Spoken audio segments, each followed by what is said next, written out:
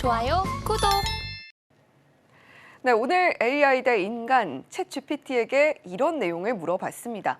자, 최근에 조선주들 조금씩 움직이고 있고 사실 수주 물량도 상당히 잘 나와주고 있다라는 뉴스 아마도 확인을 하셨을 텐데요. 이렇게 회복세를 보이고 있는 조선주들의 상승세가 과연 쭉 이어질까라는 부분을 챗GPT에게 물어봤습니다. 어떤 답변을 내놨을까요? 자, 챗GPT 답변 확인해 보시면요. 지금 글로벌 해운 시장이 확대되고 있는 것은 사실이다라고 말을 하고 있습니다.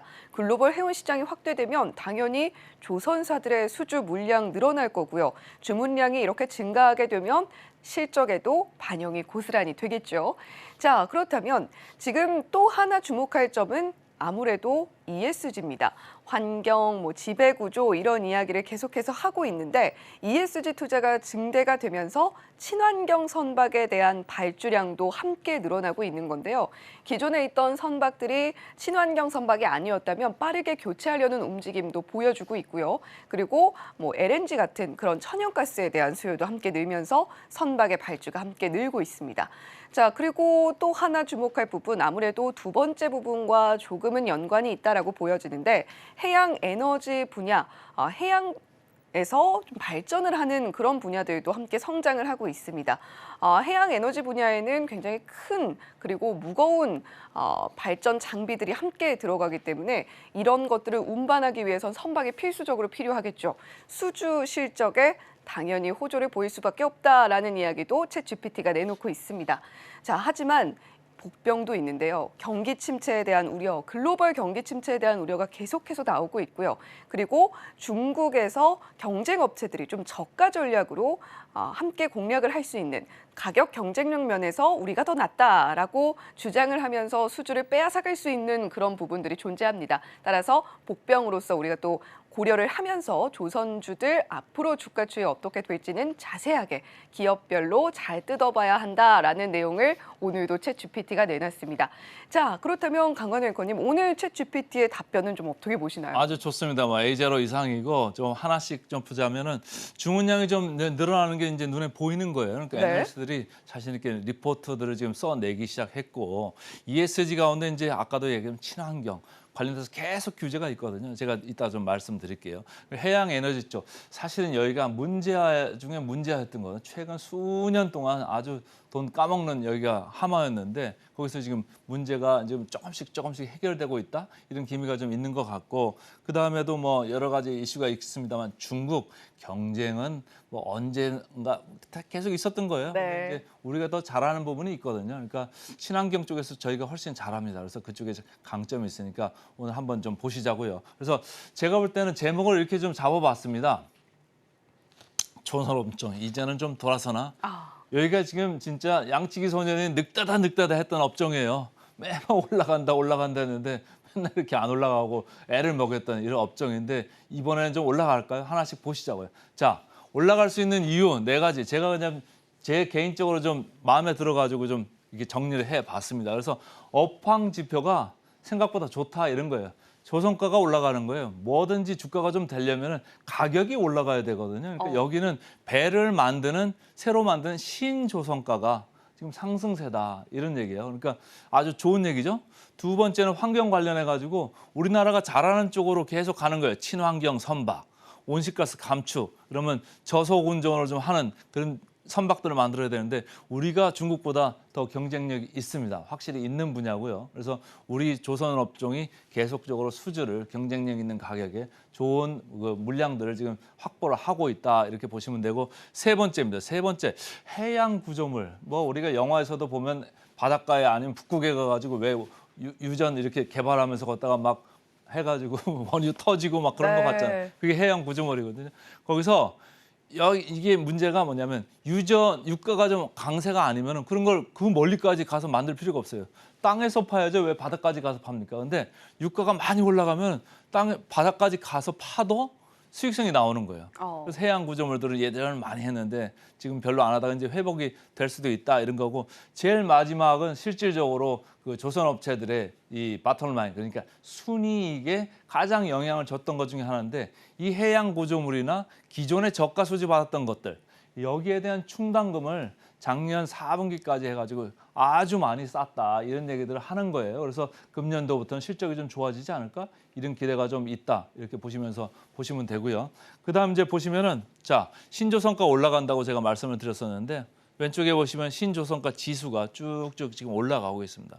그 중에서도 가장 중요한 게 저희한테는 LNG 신조성과거든요. 그러니까 네. LNG 쪽도 계속적으로 이렇게 올라가고 있다. 그래서 가격이 올라가고 있으니까 업황 회복도 좀 점쳐지는 거 아니냐 이런 생각을 좀 하시면 좋고 그다음 이제 차트를 보시면은 국제 유가 말씀드렸는데 국제 유가가 뭐 영향이 없을 것 같지만 이렇게 영향이 있습니다. 이 차트를 보시면 같이 가잖아요.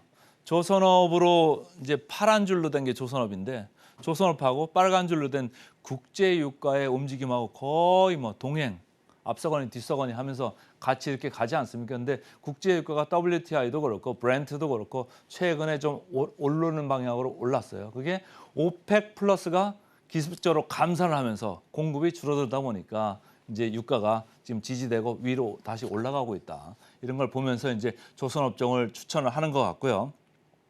그 다음에 이제 쭉 보시면은 하나씩 이렇게 좀 보겠습니다. 그 다음 장 보시면 해운주 보시면 최근에 오른쪽으로 보시면 대우조선해양이 가장 많이 올랐고 저 밑에 뭐 현대미포조선, 펜오션 순으로 이렇게 나열이 됐습니다. 근데 저희가 최근에 그 센티멘털 펀더멘털권에서 제가 개별 주식들을 얘기를 벌써 이미 드렸어요. 그래서 HD 현대중공업하고 저희가 펜오션을 연이어서 계속 말씀을 드렸는데 오늘 업종을 전반적으로 이렇게 통으로 이제 말씀을 드린 건데 계속적으로 이렇게 대우조선해양이 올라갈 수 있을까 하는 게 저는 글쎄 이런 생각이 좀 들었었는데 이제 따져 보니까 좀 그런 면이 또 있더라고요. 그래서 그다음 좀 차트를 보시면 자 밸류를 볼게요.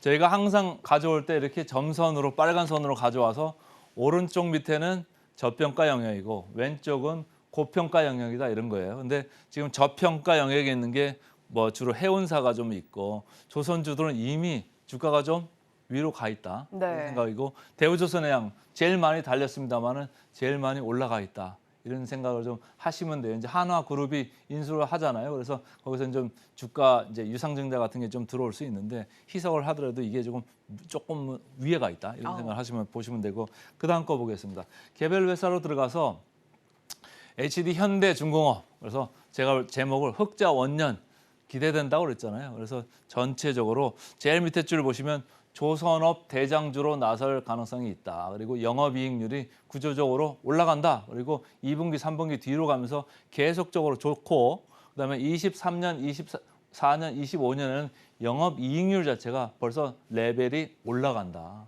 그러면 구조적으로 올라가니까 멀티플 그러니까 적용받는 배수가 더 세게 받아야 되는 거 아니냐 이런 생각을 하면서 목표 주가를 올리고 있는 거예요. 그러니까 아까도 조금 고평가된 그런 모습을 보였잖아요. 근데 24년, 25년 가서 그때 가서 보면 그렇게 고평가가 아닐 수 있다 이런 생각을 이제 좀 하는 거죠. 그 다음 보시면 펜오션입니다.